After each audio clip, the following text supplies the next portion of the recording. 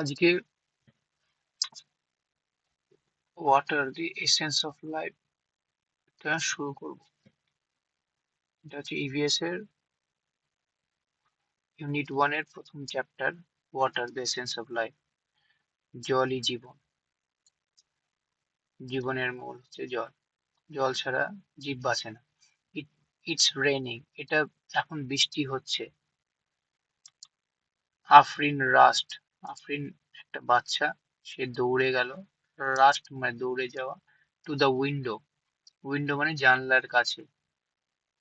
War জ্যোতি, আরেকটা বাচ্চা ছিল, was already watching tiny raindrops. জ্যোতি যেখানে অলরেডি দেখছিল ছোট ছোট বৃষ্টির ফোঁটা।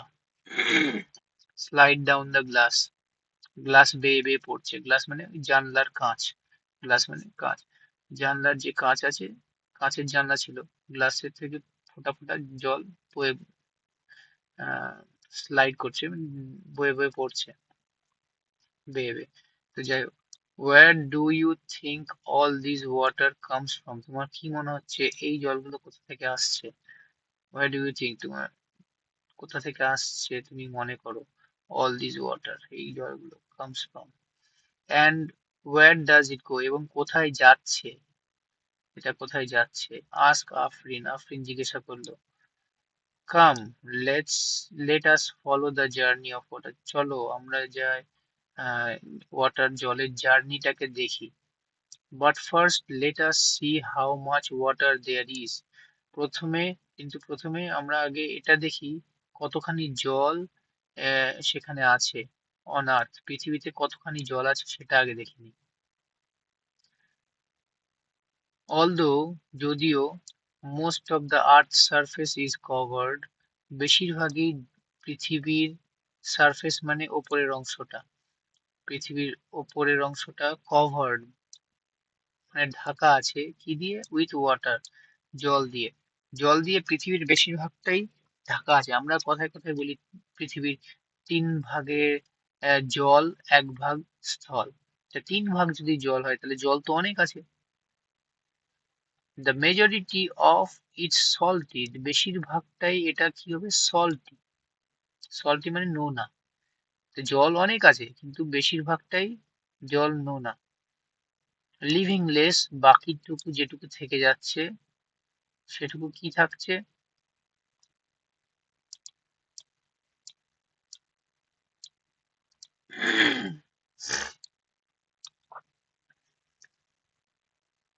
the leaving less amount of water, বাকি অল্প পরিমাণের জল, amount of fresh water. Living less মানে বাকি অল্প পরিমাণে কি ফ্রেশ ওয়াটার রয়েছে, মানে বেশিরভাগটাই সল্টি জল আর অল্প পরিমাণে কি আছে? ফ্রেশ ওয়াটার রয়েছে। Salt water, fresh water. Salt water হচ্ছে যে জলটা নোনা হয়, আর ফ্রেশ ওয়াটার যে জলটা আমরা খাই। যে সল্ট ওয়াটার খাওয়া যায় না কারণ ওর মধ্যে প্রচুর পরিমাণে লবণ থাকে, যেটা সমুদ্রে থাকে। All living being, people, animal, birds and plants. Living being মানে যারা জীব, যারা, যাদেরই জীবন আছে তারাই লিভিং বিং। যেমন, যেমন হচ্ছে মানুষ, মানুষের জীবন আছে। অ্যানিমালস মানে পশু পাখি জীবন আছে, নড়াচড়া করে। বার্ডস জীবন আছে। প্ল্যান্টস মানে গাছপালা, তারাও নড়াচড়া করে, বাড়ে, বড় হয়, ছোট ছোট থেকে বড় হয়। তো এদেরও জীবন আছে। ডিপেন্ড অন ফ্রেশ ওয়াটার, যাদেরই জীবন আছে তারাই ফ্রেশ ওয়াটারের উপরে ডিপেন্ড করে থাকে, নির্ভর করে থাকে ফ্রেশ ওয়াটারের উপরে। তাহলে আমরা সব ফ্রেশ ওয়াটারের উপর নির্ভর করে থাকি টু সার্ভাইভ, বেঁচে থাকার জন্য। It is essential for drinking, এটা পানীয়র জন্য খুবই প্রয়োজন। জলটা কি আমরা না জল পান করি তো সবসময়? জল পানীয়, যদি জল পান না করি তাহলে কি মানুষের গলা শুকিয়ে যাবে, পরে আস্তে আস্তে মানুষ, উম, 2-3 দিন যদি জল না খাওয়া যায় তাহলে হয়তো মানুষ মরেই যাবে। তাহলে জল পান করা, জল খাওয়া খুবই প্রয়োজন। গ্রোয়িং ক্রপস মানে আহ শস্য বা ফসল বড় করার জন্য।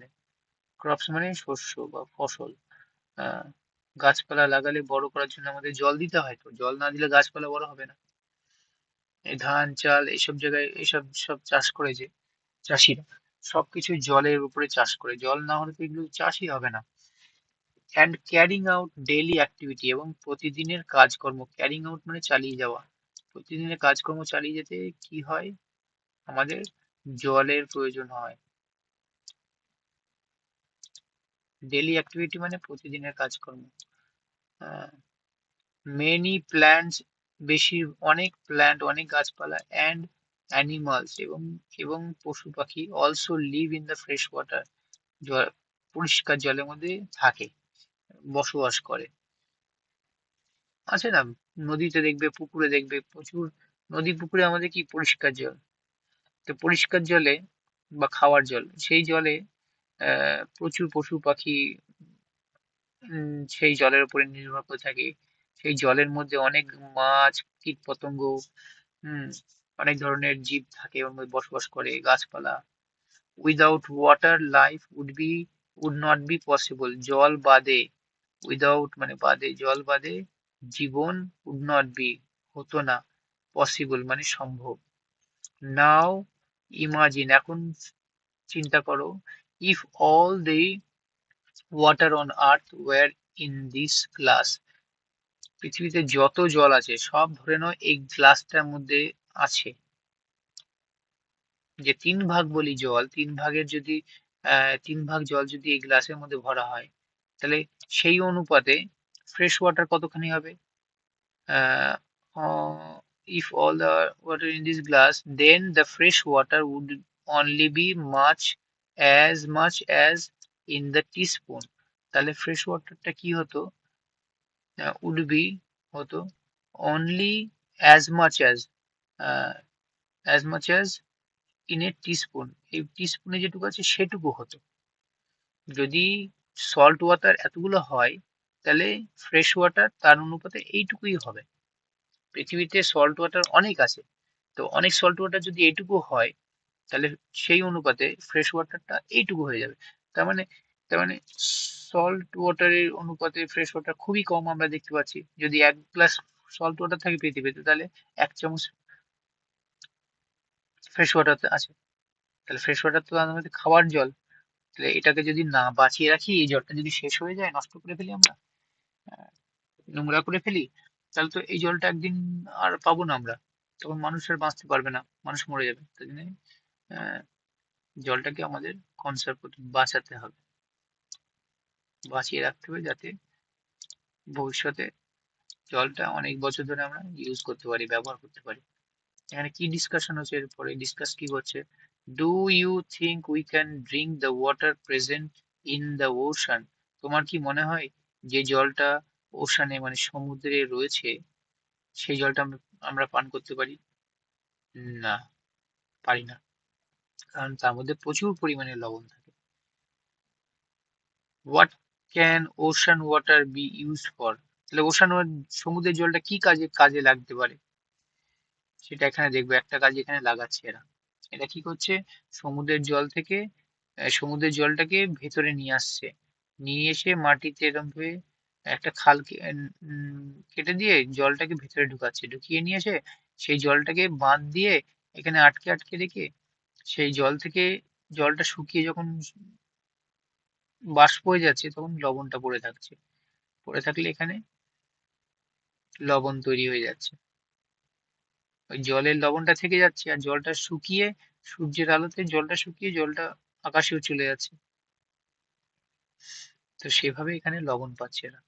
The salt pan of Gujarat আর ভাস্ট ফ্ল্যাটল্যান্ড, এটা ফ্ল্যাটল্যান্ড গুজরাটে আছে, গুজরাটে এই যে সল্ট প্যান অফ গুজরাট, গুজরাটে এই যে যে লবণের যে লবণ যেখানে তৈরি করে, সেই ল্যান্ডটা, ফ্ল্যাটল্যান্ডটা সব থেকে বড় ফ্ল্যাটল্যান্ড, যেটা সব থেকে বড় স- আম,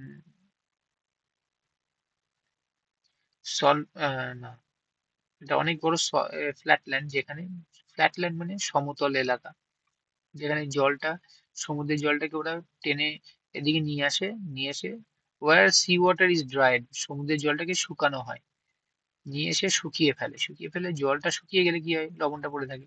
to collect salt K collect করার জন্য। It is one of the largest salt producing areas in India. এটা ভারতের মধ্যে যতগুলো সল্ট প্রডিউস করা মানে তৈরি করা, হ্যাঁ, যতগুলো সল্ট তৈরি করার এলাকা রয়েছে তার মধ্যে ইন্ডিয়াতে ভারতের সব থেকে বড় হচ্ছে গুজরাটের যে সল্ট প্যান। গুজরাটের এলাকায় সব থেকে বেশি লবণ পাওয়া যায়, কারণ এরা প্রচুর পরিমাণে লবণ জল থেকে, সমুদ্রের জল থেকে লবণ বের করে। হ্যাঁ, বোঝা গেল।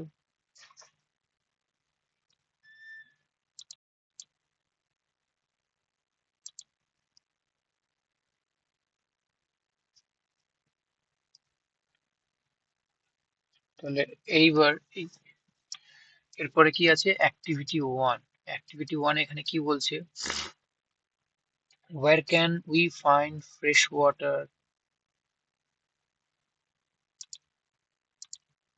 আমরা কোথায় কোথায় ফ্রেশ ওয়াটার খুঁজে পাবো সেটা এখানটা দেখবো।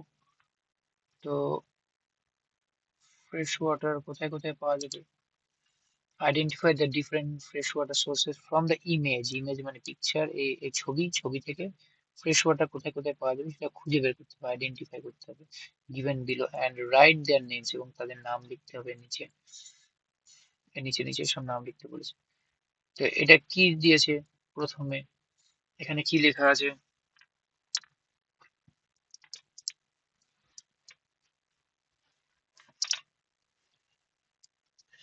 এটা কি একখানা, এটা এখানে কি ফ্রেশ ওয়াটার পাওয়া যায়, এটা হচ্ছে পন্ড, পন্ড মানে পুকুর,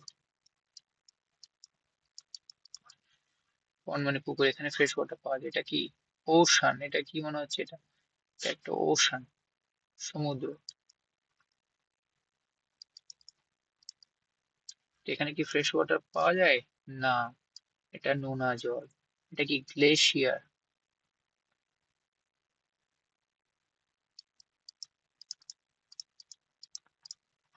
গ্লেশিয়ারে কি ফ্রেশ ওয়াটার পাওয়া যায়, ফ্রেশ ওয়াটার পাওয়া যায়, এটা হচ্ছে বরফ গলে গলে ফ্রেশ ওয়াটার তৈরি, ফ্রেশ ওয়াটার এটা বরফ গলে জল হচ্ছে। তো এটা হচ্ছে ফ্রেশ ওয়াটারের সোর্স। আর কি আছে এখানটায়, এখানে একটা লেক আছে, লেক, এই যে লেকে এখানটায় জল রয়েছে।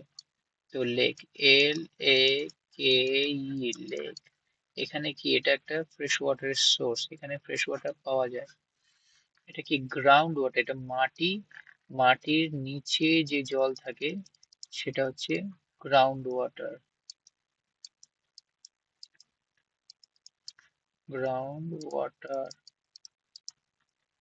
তাহলে এটা কি একটা ফ্রেশ ওয়াটারের সোর্স, গ্রাউন্ড ওয়াটার, এটা আমরা টিউবওয়েল দিয়ে নিচে পাম্প লাগিয়ে জলটা তুলি ওপরে।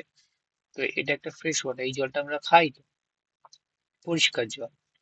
আর কি জল আছে এখানটায়, আর দেখি তো কি কি জল আছে। এটা কি একটা, এটা একটা রিভার, নদী, দেখো একটা নদী বয়ে আসছে, দেখেছো? তো নদীর জলটা কি, নদীর জলটা হচ্ছে ফ্রেশ ওয়াটার। তো এটা কি হবে একখানা ফ্রেশ, এটা একটা ফ্রেশ লিখছি কেন আমি? তো লিখবো রিভার।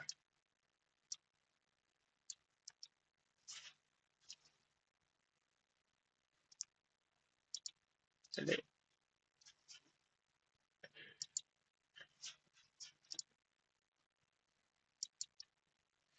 তাহলে এটা একটা ফ্রেশ ওয়াটারের সোর্স হচ্ছে নদী, রিভার। এটা কি কুয়ো,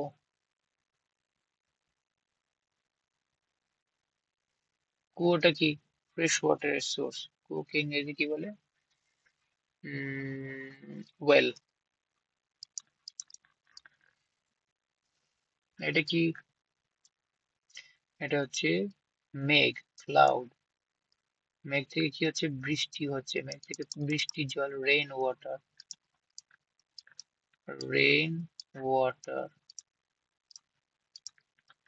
এটাও একটা বৃষ্টির জল, একটা ফ্রেশ ওয়াটার, নোনা জল নয়। তাহলে এইগুলো হচ্ছে ফ্রেশ ওয়াটার, বুঝতে পারলে? তো এই গেল ফ্রেশ ওয়াটার আর সল্ট ওয়াটার, এটা একটাই ছিল সমুদ্রেটা সল্ট ওয়াটার, বাকি সব ফ্রেশ ওয়াটার, তাই তো? জ্যোতি ওয়াজ কিউরিয়াস, কিউরিয়াস মানে যে কোনো কিছু নিয়ে জিজ্ঞাসা থাকে যার, মানে কিউরিয়াস। তো is there water in the air too, তাহলে কি এয়ার মানে বাতাস, বাতাসের মধ্যেও কি জল রয়েছে? And is snow A form of water, কি বরফ, স্নো মানে বরফ, কি একটা জলের উৎস? ফর্ম মানে আকার। ওয়াটার হ্যাজ ডিফারেন্ট ফর্মস, জলের বিভিন্ন রকমের আকার রয়েছে। এবার সেটা আমরা শিখবো, কি কি আকার রয়েছে। We already know the different, এবার আমরা জলের আকারটাকে শিখবো। We already know the different form of water, আকার, ফর্ম মানে আকার, অফ ওয়াটার আমরা কি কি জানি, যে বিভিন্ন রকমের আকার হয়। Liquid, liquid as an rain, as in rain, বৃষ্টির মধ্যে যে লিকুইড, যে তরল আকারটা থাকে জলটা, এটা যে জলটা দিয়ে আমরা বৃষ্টি হলে যে ফোঁটা ফোঁটা পড়ে সেই জলগুলো তরল। সলিড, সলিড হচ্ছে শক্ত, হ্যাঁ, শক্ত মানে যেটা হচ্ছে বরফ, আইস, হ্যাঁ, যেটা শক্ত, মারলে মাথা কপাল ফেটে যাবে, সেটা হচ্ছে সলিড, বরফ। সেটাও জল, কিন্তু জলটাকে ঠান্ডা করে বরফ হয়ে যায়। অ্যান্ড ভেপার, ভেপার মানে বাষ্প, এটাও একটা জলের আকার। এই বরফটাকে যদি যদি জলকে যদি, এই যে জলকে যেমন ওভেনে রান্না করতে বসিয়ে যেখান থেকে ভেপার বেরোচ্ছে, নিচে দেখো ছবি আছে ওখানটায়। তো অ্যাজ ইন স্টিম, স্টিম মানে বাষ্প, এই বাষ্প হয়ে এই জল উড়ে চলে যাচ্ছে বাষ্প হয়ে। তো এইগুলো সব আম, আলাদা আলাদা আকার, জলের তিনটে আকার হয়, liquid, solid and vapor. Let us understand more about this through a simple activity. চলো আমরা বুঝি এটাকে, কিভাবে বুঝবো? থ্রু এ একটা সিম্পল অ্যাক্টিভিটি, সাধারণ অ্যাক্টিভিটির মাধ্যমে এটাকে বুঝি। চলো অ্যাক্টিভিটিটা কি, অ্যাক্টিভিটি টু তে কি বলছে এখানটায়? অ্যাক্টিভিটি টু তে বলছে টেক এ স্টিল গ্লাস, একটা স্টিলের গ্লাস নাও, পুট সাম আইস কিউব, কিছু আইস কিউব ইন ইট, এর মধ্যে স্টিল গ্লাস নাও, কিছু আইসক্রিম ভরো, এই যে আইসক্রিম ভরেছে, স্টিলের গ্লাস নিয়ে আইসক্রিম ভরেছে, এই যে। Observe the small water droplet forming, observe মানে অবজার্ভ করো, দেখো, হুম, পরীক্ষা নিরীক্ষা করো কি হচ্ছে। দ্য স্মল ওয়াটার ড্রপলেট, এর মধ্যে দেখো ছোট ছোট ছোট ছোট ড্রপলেট হয়েছে গ্লাসের গায়ে, কারণ ভেতরটা তো ঠান্ডা খুব, আর বাইরের ওয়েদারটা কি, টেম্পারেচারটা কি একটুখানি গরম আছে নিশ্চয়ই, ভেতরের ওয়েদার থেকে বাইরের ওয়েদারটা গরম আছে, বাইরের ওয়েদারের যে জলীয় বাষ্প রয়েছে বাতাসের মধ্যে, সেই বাষ্পটা এই এর গায়ে লেগে যাচ্ছে, তার মানে বাতাসের মধ্যেও বাষ্প রয়েছে, বাতাসের মধ্যেও জল রয়েছে, আমরা যে নিঃশ্বাস নিচ্ছি জলে, আমরা যে নিঃশ্বাসটা নিচ্ছি বাতাসের মধ্যে, সেই বাতাসের মধ্যে জল রয়েছে, সেই জলটা কি হচ্ছে, এই গ্লাসটা ঠান্ডা বলে সেই জলটা ওই ঠান্ডার মধ্যে লেগে কি হচ্ছে, এই গ্লাসের মধ্যে আটকে যাচ্ছে,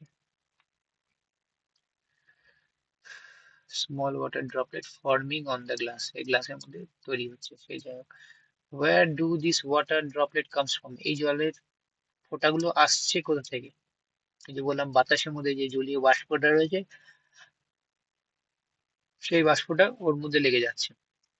what happens to the ice cube, তাহলে আইস কিউবটা কি হচ্ছে শেষে? After they left in the glass for some Times,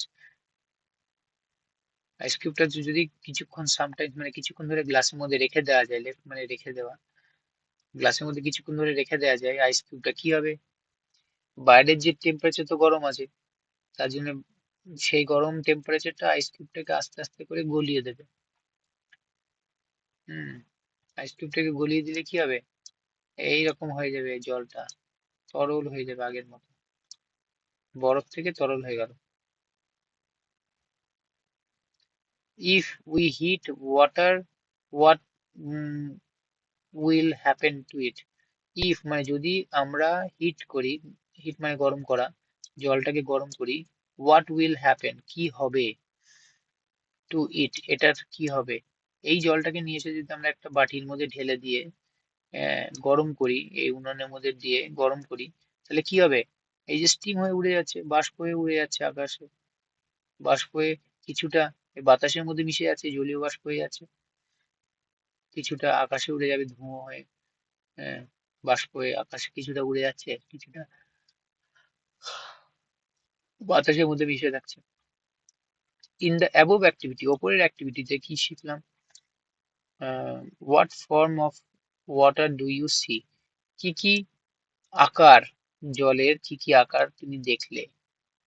what form মানে আকার বলেছি, ফর্মস মানে আকার, কি কি আকারগুলো দেখলে? কি কি আকার দেখলে? কঠিন দেখেছো, তরল দেখেছো, আর বাষ্পটা দেখেছো। তিনটে আকার হচ্ছে জলের। তাহলে এই অ্যাক্টিভিটির মাধ্যমে জলের আকারগুলো বুঝতে পারলে। এইবার কি হচ্ছে? Observing changes. তার মানে এবার কি কি অবজার্ভ করবো আমরা? চেঞ্জ অবজার্ভ করবো। কি কি চেঞ্জ হলো? আইস মেল্টিং, বরফ গলে কি হচ্ছে? আই অবজার্ভ, বরফ গলে কি হচ্ছে? জল হয়ে যাচ্ছে, লিকুইড হয়ে যাচ্ছে। ওয়াটার বয়েলিং, জল বয়েল হয়ে কি হচ্ছে? জল গরম, বয়েল হলে বাষ্প হয়ে যায়, স্টিম হয়ে যাচ্ছে। Water in Sunlight for 3 days, এটাও বাষ্প হয়ে যাবে।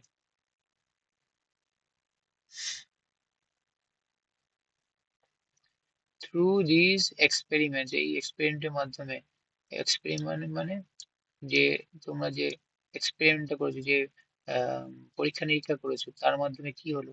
যে উপরে যে পরীক্ষা নিরীক্ষা গুলো করলে তার মাধ্যমে কি বুঝলে? উই ফাউন্ড, আমরা যেটা দেখলাম, আমরা যেটা পেলাম, খুঁজে পেলাম, out, we found out that water can change into ice and steam, যে জল ক্যান চেঞ্জ ইনটু পারে, পাল্টাতে, চেঞ্জ মানে পরিবর্তন হতে, ইনটু আইস অ্যান্ড স্টিম মানে বরফ এবং বাষ্পে পরিণত হতে পারে। জলটা কখনো আহ ফোটালে বাষ্প হয়ে যাবে, বাষ্পটা আবার আহ জলটাকে আবার ফ্রিজের মধ্যে রাখলে কি হতে পারে? বরফ হয়ে যেতে পারে। জলকে তার মানে দু রকমই করা যেতে পারে, জল লিকুইড থাকলে এটাকে বাষ্পও করা যেতে পারে ফুটিয়ে, কিংবা ফ্রিজের মধ্যে রেখে দিলে সেটাকে ঠান্ডা করে